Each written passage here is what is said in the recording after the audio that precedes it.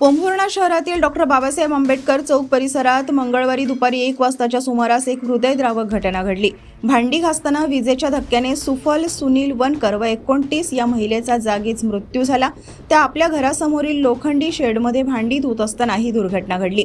घटनेच्या वेळी शेड जवळून जाणारी विद्युत वाहिनीची वायर तुटलेली असल्याने संपूर्ण लोखंडी शेडमध्ये विद्युत प्रवाह होता। घटनेच्या वेळी शेड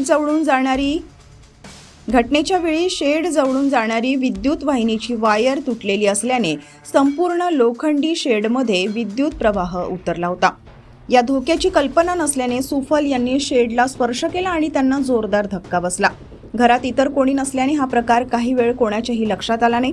दरम्यान आरडीचे पैसे घेण्यासाठी आलेल्या एजंटच्या नजरेने ही दुर्घटना उघडकीस आली। स्थानिक नागरिकांनी पोलिसांना माहिती दिली।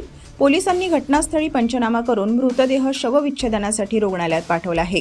पती सुनील वनकर यांची MSCB मध्ये नोकरी असून 2 मुलांसह त्यांच्या संसारावर दुःखाचा डोंगर कोसळला आहे।